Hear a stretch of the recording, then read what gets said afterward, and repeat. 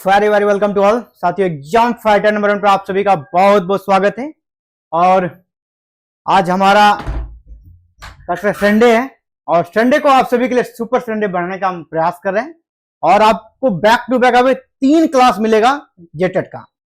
जेटेड की आपको 3 क्लास आज मिलने का मेरा प्लान है कि आपको 3 क्लास मिले, क्योंकि संडे है, मेरा भी लीव है और मैं आराम से आप सभी के लिए काम करना चाहता हूं। सारे अपने काम को ऑफ करके सिर्फ आपके लिए 3 क्लासेस में प्रोवाइड करने का पूरा प्रयास रहेगा, क्योंकि अब आपके पास समय बहुत कम है। तो झारखंड टेट के क्लासेस में एसएसटी में आज हम लोग क्या देखेंगे, सामाजिक विज्ञान में इंडियन पॉलिटी है ना, इंडियन कॉन्स्टिट्यूशन से जुड़ा हुआ टॉपिक को कवर करेंगे, नए सिलेबस और पैटर्न पर आधारित, जहां पर आपको एमसीक्यू सॉल्व होगा और विथ डिटेल कॉन्सेप्ट के साथ। यहां आपको ये ऐसा नहीं लगेगा कि हम सिर्फ एमसीक्यू बना रहे हैं, लगेगा कि हम क्लास के लेक्चर को भी सुन रहे हैं और साथ साथ क्वेश्चंस भी सॉल्व हो रहे हैं। इस प्रकार का हम लोग का जो तैयारी कराने का जो तरीका है, इसी अकॉर्डिंग हमारी तैयारी करा रहे हैं। तो पेपर में बिल्कुल अगर आप इन सभी प्रश्नों को सही से करते हैं तो यहीं से प्रश्न आएगा, इससे बाहर प्रश्न नहीं जाने वाला। जितना मैं सेट बनवा रहा हूं इसी से प्रश्न आएगा, इससे बाहर प्रश्न आएगा ही नहीं। तो गहराई से सेट को बनाना है, एमसीक्यू को सॉल्व करना है, और जो मैं जितनी बातें बता रहा हूं आपको कॉन्सेप्ट के लिए डिटेल्स में, वो भी इंपॉर्टेंट है। एक एक चीज को आपको नोट डाउन कर लेना है। तो चलिए और स्टार्ट करते हैं सेट को बनाने का, और साथ में हम लोग डिटेल डिस्कशन करते हैं। और अभी आपको पता है नवरात्रा का समय है, और नवरात्रा में भी कैसे काफी पवित्र महीना है, काफी पवित्र समय है ये आप सभी के लिए, और शुद्धता और बिल्कुल धार्मिक माहौल में सभी रहते हैं। और इस माहौल में क्या होता है, लीव भी रहता है, तो पढ़ाई भी काफी शानदार तरीके से आपका होगा, है ना। पढ़ाई भी काफी शानदार तरीके से आप कर सकते हैं। पहला प्रश्न है आप सभी का इंडियन पॉलिटी से जुड़ा हुआ। भारत में न्यायिक सक्रियता संबंधित है। न्यायिक सक्रियता आप समझते होंगे या नहीं समझते हैं? न्यायिक सक्रियता एक शब्द होता है, तो ये क्या है? भारत में न्यायिक सक्रियता संबंधित है, किस चीज के लिए इसको यूज हम लोग करते हैं? तो पहले ऑप्शन को देख लीजिए, प्रतिबद्ध न्यायपालिका से, न्यायिक समीक्षा से, या न्यायिक स्वतंत्रता से, या जनहित याचिका से। न्यायिक सक्रियता जो वर्ड हम लोग यूज करते हैं हमारे जुडिशरी सिस्टम के कॉन्टेक्स्ट में, तो क्यों यूज करते हैं, किस चीज के लिए? कि भारत में न्यायपालिका स्वतंत्र है उसके लिए, है ना, या न्यायिक समीक्षा का अधिकार है सुप्रीम कोर्ट को इसलिए, या प्रतिबद्ध न्यायपालिका है भारत में इसलिए, या फिर जनहित याचिका का प्रोविजन है पीआईएल है इसीलिए, पब्लिक इंटरेस्ट लिटिगेशन है प्रोविजन इसीलिए। तो जी हाँ, डी नंबर ही आपका आंसर होगा। जनहित याचिका के संदर्भ में हम लोग न्यायिक सक्रियता का यूज करते हैं, PIL, public interest litigation. PIL का नाम आपने सुना होगा कि इसने सुप्रीम कोर्ट में पीआईएल लगाया है ना, हाई कोर्ट में पीआईएल लगाया। तो पीआईएल, पब्लिक इंटरेस्ट लिटिगेशन। तो क्या है न्यायिक सक्रियता, इसको डिटेल्स में समझने का प्रयास करते हैं। देखिए, न्यायपालिका जो है ना, हमारे शासन की प्रमुख इकाई है, जिसका कार्य क्या है कि संविधान के प्रावधानों, इसका कार्य क्या है न्यायपालिका का, कि संविधान के प्रावधानों के अनुरूप जो कार्यपालिका है वह काम कर रही है कि नहीं, इसकी जांच करना, विधि के अनुसार न्यायिक निर्माण, न्यायिक निर्णय देना, कानून की समीक्षा करना, जो कानून हमारी विधायिका बना दी उस कानून का समीक्षा करना भी इनका काम है। और कानून बनने के बाद कार्यपालिका ने उस कानून को जो लागू किया उसमें न्यायिक प्रावधानों के तहत लागू किया कि नहीं, उसकी भी जांच करना उसका काम है। किसका? न्यायपालिका का।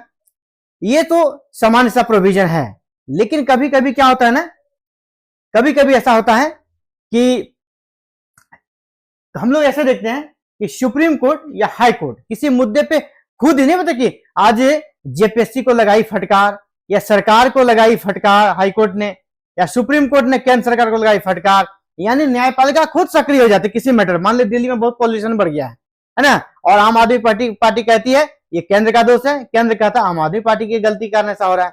तो उस समय आप देखते होंगे न्यूज में कि सुप्रीम कोर्ट ने केंद्र सरकार को लगाई फटकार, या सुप्रीम कोर्ट ने आम आदमी पार्टी को लगाई फटकार। तो ये क्या होता है, न्यायपालिका खुद सक्रिय है, न्यायालय के पास कोई गया नहीं है, यानी न्यायपालिका खुद सक्रिय है। इसी को बोलते हैं न्यायिक सक्रियता।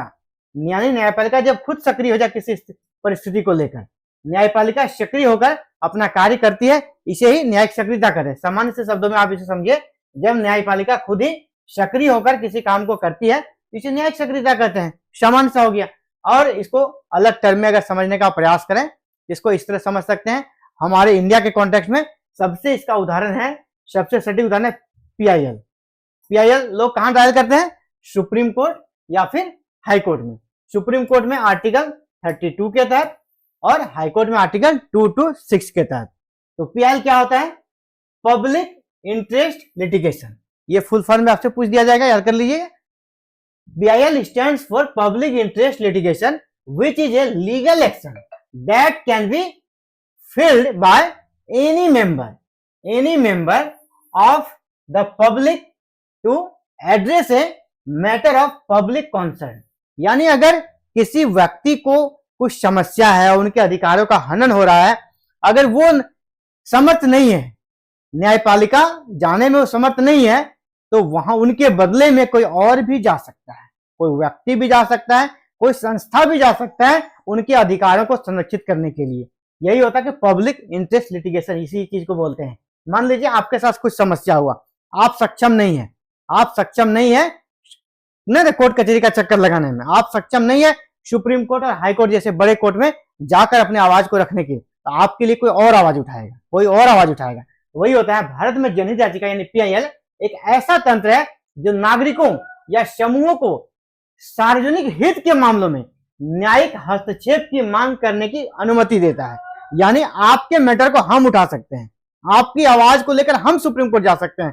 पहले ऐसा नहीं था, पहले तक जिसका मैटर है वही जाएगा, उसी का नीचे साइन चाहिए। अब नहीं, आपके लिए हम भी जा सकते हैं, क्योंकि आप सक्षम नहीं है, तो आपके लिए हम आवाज उठाएंगे।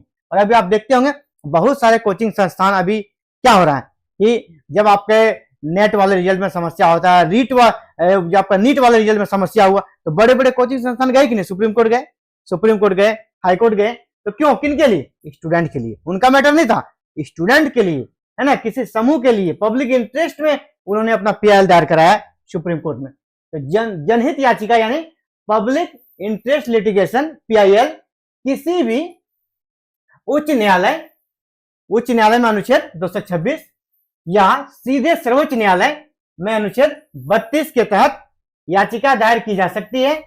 सामान्य परिस्थितियों में पहले पीआईएल हाई कोर्ट में दायर की जाती है और फिर बाद में सुप्रीम कोर्ट में दायर की जाती है, सामान्य परिस्थिति। लेकिन अगर कोई विशेष परिस्थिति है तो सीधे आप सुप्रीम कोर्ट भी जा सकते हैं, आर्टिकल 32 के तहत, आर्टिकल 32। ठीक है, ये दोनों आर्टिकल को याद रखिएगा। चलिए अगले प्रश्न की ओर बढ़ते हैं। पंचायती राज, अगला आपका पंचायती राज सर्वप्रथम आरंभ किया गया। भारत में पंचायती राज सर्वप्रथम कहां आरंभ किया गया? पंचायती राज सर्वप्रथम कहां आरंभ किया गया? गुजरात, राजस्थान, बिहार या फिर आंध्र प्रदेश? कहां पे किया गया था? तो राजस्थान में। कब किया गया था? 2 अक्टूबर 1959 को। 2 अक्टूबर 1959 को किया गया था। चलिए इसको डिटेल्स में देखते हैं। पंचायती राज प्रणाली भारत के राज्य राजस्थान में सबसे पहले लागू किया गया। पंचायती राज का शुभारंभ भारत में कब हुआ? 2 अक्टूबर 1959 को।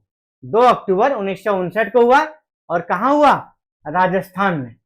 भारत के प्रथम प्रधानमंत्री नेहरू के द्वारा राजस्थान के नागौर जिले में हुआ। आपको पूछ दिया जाएगा भारत में पंचायती राज का शुभारंभ कहां हुआ? राजस्थान में। राजस्थान में कहां? तो नागौर जिला में। किसके प्रधानमंत्री के कार्यकाल में? तो नेहरू जी के काल में। कब हुआ? 2 अक्टूबर 1959। 2 अक्टूबर क्या है? गांधी जयंती। तो गांधी जयंती के शुभ अवसर पर, क्योंकि गांधी जी पंचायती राज व्यवस्था के काफी पक्षधर थे, इसीलिए इसके जन्मदिन के अवसर पर वहां पर इस प्रकार का किया गया। अगला एक शब्द है परमादेश।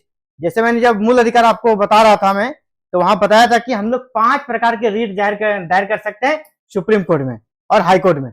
उसी में एक हमारा रीट है जिसका नाम है परमादेश, जिसको इंग्लिश में बोलते हैं मेंडामस, है ना। परमादेश इंग्लिश में क्या बोलते हैं इसको? मेंडामस। तो मेंडामस जो है ना, क्या है, किस भाषा का शब्द, ये पूछा जा रहा है ना। एक फ्रांसीसी भाषा का शब्द है, जर्मन भाषा का शब्द है, लैटिन भाषा का शब्द है या फिर अंग्रेजी भाषा का शब्द है। तो मेंडामस होता है ना, एक आपका लैटिन भाषा का शब्द है जिसका अर्थ होता है हम आदेश करते हैं ना, हम आदेश करते हैं। तो ऑप्शन सी आपका आंसर हो गया। मेंडामस क्या होगा? लैटिन भाषा का शब्द है। इसको थोड़ा डिटेल्स में समझते हैं। मेंडामस या परमादेश एक लैटिन भाषा का शब्द है जिसका अर्थ है हमारा आदेश, यानी किसका आदेश? कोर्ट का आदेश। हमारा आदेश यानी सुप्रीम कोर्ट या फिर हाई कोर्ट के आदेश के सेंस में इस चीज को लिखा गया हमारा आदेश। यह कानूनी रूप से कार्य करने और गैर कानूनी कार्य करने के अंजाम से बचने के लिए एक आदेश के रूप में एक न्यायिक उपाय है। और ये कब जारी होता है, किसके खिलाफ जारी होता है, ये आप समझने का प्रयास करें। देखिए, परमादेश का कभी कभी आपसे पूछता है अर्थ क्या होता है। अर्थ होता है हम आदेश देते हैं। यह क्या है, न्यायिक उपचार है। न्यायिक उपचार कब है, जब आपके अधिकारों का हनन होता है, विशेषकर फंडामेंटल राइट्स का जब हनन होता है। यह एक कानूनी फाइलिंग है जिसमें उच्च न्यायालय से निचली अदालत या सरकारी अधिकारी को कुछ करने का आदेश देने के लिए कहा जाता है। यह आदेश किसके लिए, या तो जो न्यायालय है या निचला न्यायालय उसको आदेश दिया जा सकता है। ऊपरी आदेश मतलब ऊपरी जो न्यायालय है, विशेषकर सुप्रीम कोर्ट, हाई कोर्ट, निचले अदालत को आदेश दे सकता है। या फिर जो अधिकारी है जो अपने कर्तव्य को नहीं कर रहा है, जो उसको करना चाहिए उस काम को नहीं कर रहा है, उसकी अवहेलना कर रहा है, तो फिर उसके खिलाफ यह आदेश देता है कि आपको यह काम करने से परमादेश रिट का इस्तेमाल सार्वजनिक अधिकारियों को उनके कानूनी कर्तव्यों का पालन करने का आदेश देने के लिए किया जाता है। यानी कानूनी रूप से जो उस कार्य को करने के लिए अधिकृत किया गया है, अगर वो अपने कार्य को नहीं कर रहा है तो उस स्थिति में परमादेश रिट जारी होता है कि आपको ये काम करना पड़ेगा। ठीक है, तो चलिए अगला प्रश्न आपका, किस संविधान संशोधन के द्वारा संपत्ति का अधिकार मौलिक अधिकार के रूप में समाप्त कर दिया गया। आपको पता होगा हमारे संविधान में, जब हमारा संविधान बना था उस समय 7 मूल अधिकार थे। कितने मूल अधिकार थे, 7 लेकिन उसमें से एक मूल अधिकार अभी हटा दिया गया। अभी 6 मूल अधिकारी हमारे पास है। तो वो कौन सा मूल अधिकार हटा दिया था, तो किस संवैधानिक संशोधन के द्वारा संपत्ति का अधिकार मौलिक अधिकार के रूप में समाप्त कर दिया गया, उसको हटा दिया गया। तो कब हटाया गया, 44वां संविधान संशोधन में, या फिर 42वां संविधान संशोधन में, या फिर 25वां संविधान संशोधन में, या फिर 24वां में। उसे हटाया गया 44वां संविधान संशोधन, जो कि 1976 में हुआ था। 1976 में हुआ था। 1976 में 44वां संविधान संशोधन हुआ था। तभी ये 44वां 1978 में हुआ था। हाँ, ये 42वां हुआ था आपका। 44वां कब हुआ था, 1978 में। तो 1978 में ये संशोधन कब हुआ था, 1978 में। 1978 में हुआ 44वां संविधान संशोधन आपका कब हुआ था, 1978 में। यहाँ पे आपको 78 समझना है, इसको 78 1978 1978 में। तभी संपत्ति का मूल अधिकार को हमारा हटा दिया गया। संपत्ति का मूल अधिकार को कब हटाया गया, 1978 में 44वां संविधान संशोधन के माध्यम से इसे हटा दिया गया। चलिए आगे बढ़ते हैं और इसको डिटेल्स में थोड़ा समझने का प्रयास करते हैं।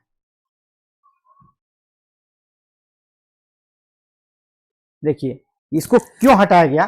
देखिए, जब आपको फंडामेंटल राइट मिल जाता है, मूल अधिकार, तो उसको कोई भी आपका उस मूल अधिकार का हनन नहीं कर सकता। वो आपका बिल्कुल कर सकता है कि नैसर्गिक अधिकार हो जाता है, कोई उस अधिकार को छीन नहीं सकता है। तो इसमें हो क्या गया था, जो देश में इंफ्रास्ट्रक्चर की जरूरत थी, रोड बनना था, है ना, बहुत सारे कैसे एरो जो बोलते कि आपका हवाई पट्टी बननी थी, या तो फिर रेलवे ट्रैक बनना था, बहुत सारे बड़े बड़े अस्पताल बनने थे, बड़े बड़े विद्यालय बनने थे, बड़े बड़े कॉलेज बनने थे। तो आखिर जो जमीन था, भूमि था, लैंड किसी व्यक्ति का था, और आप उसको फंडामेंटल राइट दिए हो कि संपत्ति का अधिकार, वो तो कह रहे संपत्ति मेरा है ना, ये मेरा फंडामेंटल राइट है, कोई नहीं छीन सकता। इसे सरकार का जो डेवलपमेंट रुक रहा था, इसीलिए बहुत सारे लोग क्या हो, सुप्रीम कोर्ट गए। तो सुप्रीम कोर्ट ने इस कानून की समीक्षा की, है ना, इस मौलिक अधिकारों की समीक्षा करी, और 1973 में सुप्रीम कोर्ट ने फैसला सुनाया।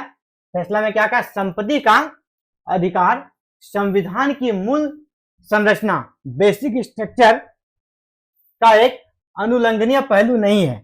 यानी संविधान की जो आधारभूत संरचना है उसका अंग ये नहीं है, इसीलिए इसको आप हटा सकते हैं, संशोधित कर सकते हैं, क्योंकि संविधान में हमारा प्रोविजन है कि संविधान का जो बेसिक स्ट्रक्चर है उसमें हम संशोधन कर नहीं सकते हैं, उसमें छेड़छाड़ नहीं कर सकते हैं। लेकिन सुप्रीम कोर्ट ने जब ये कह दिया कि संपत्ति का अधिकार ऐसा कोई उसमें मैटर नहीं है कि वो हमारा संविधान के बेसिक स्ट्रक्चर को कोई ठेस पहुंचाता हो, यानी आप इसमें संशोधन कर सकते हैं। इसीलिए संसद ने इसमें 1978 में 44वां संविधान संशोधन के माध्यम से 1978 में 44वां संविधान संशोधन के माध्यम से संपत्ति के अधिकार को समाप्त कर दिया गया और इसे सिर्फ एक वैधानिक अधिकार बना दिया गया। वैधानिक अधिकार बना दिया गया, मूल अधिकारों से इसे हटा दिया गया। तो कब हटा है, 44वां संविधान संशोधन के द्वारा 1978 में। अगला है भारत में किसी राज्य के राज्यपाल को पद और गोपनीयता की शपथ कौन दिलाता है? भारत में किसी राज्य के राज्यपाल को पद और गोपनीयता की शपथ कौन दिलाता है? किसी राज्य के राज्यपाल को भारत का राष्ट्रपति दिलाता है, या उपराष्ट्रपति, या उस राज्य के न्यायालय का मुख्य न्यायाधीश, या फिर राज्य की विधानसभा का अध्यक्ष? तो कौन दिलाता है? इसे दिलाता है राज्य के उच्च न्यायालय के मुख्य न्यायाधीश। जिस राज्य का राज्यपाल रहेंगे उस राज्य के जो हाईकोर्ट है वहां के जो चीफ जस्टिस है वही उनको शपथ दिलाते हैं।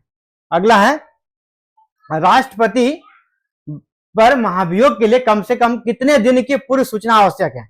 आपको पता होगा हमारा संविधान का आर्टिकल 61, हमारा संविधान का आर्टिकल 61 क्या कहता है? आर्टिकल 61 के बारे में आप जान लें, ये राष्ट्रपति पर महाभियोग के बारे में। आर्टिकल 61 क्या कहता है कि राष्ट्रपति को पद से हटाया जा सकता है। राष्ट्रपति को पद से हटाया जा सकता है किस प्रक्रिया द्वारा? महाभियोग द्वारा। किस प्रक्रिया द्वारा? तो महाभियोग द्वारा। तो महाभियोग के लिए कम से कम कितने दिन पूर्व राष्ट्रपति को इसकी सूचना दी जाएगी? इसके लिए राष्ट्रपति को भी आपको सूचना देना पड़ेगा, ऐसा नहीं कि चुपचाप हटा दिए। राष्ट्रपति को सूचना देना पड़ेगा, उसको डिफेंस करने का भी हक है, उस सदन में उपस्थित रहेगा, आप उस पर जो आरोप लगा रहे हैं वो उसको सुनेगा और अपने पक्ष में वो अपना तर्क भी दे सकता है या किसी के माध्यम से अपना तर्क रख भी सकता है। यही प्रश्न है कि भारत के राष्ट्रपति पर महाभियोग के लिए कम से कम कितने दिन पूर्व सूचना आवश्यक है? 7 दिन, 14 दिन, 21 दिन या फिर 30 दिन? तो 14 दिन पहले भारत के राष्ट्रपति पर अगर आपको महाभियोग लगाना है तो संसद के जो दोनों सदनों में से किसी पर भी और महाभियोग प्रस्ताव को लाया जा सकता है, लेकिन इसके 14 दिन पूर्व राष्ट्रपति को सूचना देनी पड़ेगी। ठीक है, तो बी नंबर आंसर हो गया। अगला प्रश्न, भारत में स्थानीय स्वशासन का जनक किसे कहते हैं? भारत में स्थानीय स्वायत्त शासन का जनक, स्थानीय स्वायत्त शासन, आप पंचायत को समझ लें, छोटे छोटे जो निकाय चुनाव होते हैं रीजनल स्तर पे, उनको आप स्थानीय स्वायत्त शासन का एग्जाम्पल समझ सकते हैं। तो वो उसका जनक किसे कहते हैं? भारत में इसकी शुरुआत किसने करी? स्थानीय स्वायत्त शासन का जनक किसे कहते हैं? अंग्रेजी शासन काल में इसकी शुरुआत हो गई थी। तो किसे कहते हैं? Lord Lytton, Lord Ripon, Lord Curzon या फिर लॉर्ड डलहौजी। तो वो लॉर्ड रिपन थे। इनका कार्यकाल कब था? 1880 से 84। और ये भारतीयों के हित में बहुत कह सकते हैं फैसला लेने के लिए जाने जाते हैं। इन्हें भारतीयों के प्रति सहानुभूति थी, इसीलिए इसे भारतीय सज्जन रिपन के नाम से भी रिपन जी को बोलते हैं, लॉर्ड रिपन। ये कह सकते हैं अच्छे वायसराय में से इसकी गिनती आती है, अच्छे वायसराय में इसकी गिनती थी। भारतीय लोग इनको चाहते थे और इसी के काल में स्थानीय स्वशासन का प्रणाली का शुरुआत हुआ, ताकि भारतीयों को भी छोटे छोटे स्तर पे कुछ अधिकार मिले, राजनीतिक अनुभव मिले। इसमें से कौन सा मूल अधिकार नहीं है? तो मूल अधिकार कितने हैं? 6। उन 6 मूल अधिकारों में से ये अलग है, वो कौन सा इसमें से नहीं है? कौन मूल अधिकार नहीं है वो आपको यूज करना है। तो शोषण के विरुद्ध अधिकार हमारा आर्टिकल 23 और 24 में है। शोषण के विरुद्ध अधिकार हमें मिला है ना। समान कार्य के समान वेतन, ये तो कहीं नहीं मिला है आपको। इसके बाद कानून के समक्ष समता, ये हमारा है आर्टिकल 14। आर्टिकल 14 क्या कहता है? कानून के समक्ष समता, ये भी है हमें। और धार्मिक स्वतंत्रता आर्टिकल 25 से 28, 25 से लेकर 28 हमारा क्या है? धार्मिक स्वतंत्रता का अधिकार। तो कौन नहीं है? समान कार्य के लिए समान वेतन। समान कार्य के लिए समान वेतन ये कहां पर है? हमारा राज्य के नीति के निर्देशक तत्वों में ये है। तो ऑप्शन बी आपका यहाँ पर राइट है, यही आपका मूल अधिकार नहीं है। ठीक है, एक बार मूल अधिकारों को आप देख लें, मूल अधिकारों को देख लें। कितने मूल अधिकार हैं? समानता का अधिकार या उसको समता का अधिकार बोलते हैं, आर्टिकल 14 से 18 में है। आर्टिकल 14 से 18 में क्या है? समानता का अधिकार या समता का अधिकार। स्वतंत्रता का अधिकार ये आपका आर्टिकल 19 से 22 में है। शोषण के विरुद्ध अधिकार आर्टिकल 23 से 24 में है। धार्मिक आजादी का अधिकार या धार्मिक स्वतंत्रता का अधिकार 25 से 28 तक में है। इसके बाद संस्कृति और शैक्षणिक अधिकार आपका 29 और 30 में है। इसके बाद 31 में जो हमारा संपत्ति का अधिकार था उसे हटा दिया गया है। और 32 में हमारा क्या है? संवैधानिक उपचारों का अधिकार। इसे ही डॉक्टर अंबेडकर ने क्या कहा है? आर्टिकल 32 को हमारे संविधान की हृदय या आत्मा। इसी के माध्यम से आपके अगर उपयुक्त इन सभी मूल अधिकारों का अगर किसी का हनन होता है, आपको लगता है मेरा मूल अधिकारों का हनन हो गया है, तो आप सुप्रीम कोर्ट जा सकते हैं आर्टिकल 32 का उपयोग करके। ये संवैधानिक उपचारों का अधिकार हमें देता है, ये आपका छठा मूल अधिकार है। कहीं पर भी समान कार्य के लिए समान वेतन आपको दिखा नहीं दिखा, तो वही आपका राइट आंसर था। अगला है भारतीय संविधान में कल्याणकारी राज्य के विचार को सम्मिलित किया गया है कि भारत एक कल्याणकारी राज्य होगा। इस प्रकार का विचार भारतीय संविधान में कहां पर शामिल है? भारत एक कल्याणकारी राज्य होगा, है ना, अधिक से अधिक लोगों का कल्याण करेगा, इस प्रकार का प्रावधान भारतीय संविधान के किस भाग में मिलता है आपको? प्रस्तावना में, मूल अधिकार में, या चतुर्थ अनुसूची में, या राज्य के नीति निर्देशक तत्व में, या राज्य के नीति निर्देशक तत्व में? कहा मिलता है? ये मिलता है आपका राज्य के नीति निर्देशक तत्व में। वहां ऐसे ऐसे प्रोविजन डाले गए हैं जिससे साफ प्रतीत होता है कि भारत एक कल्याणकारी राज्य होगा। तो डी नंबर आपका यहाँ पर आंसर हो जाएगा। तो इसके बाद पंचायती राज से संबंधित है। पंचायती राज से संबंधित निम्नलिखित समितियों का क्रमवार रखिए।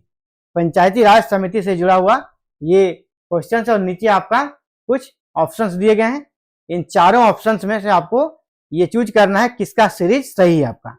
तो आपको पहले इसका याद रखना होगा किस साल में कौन सी समिति बनी थी।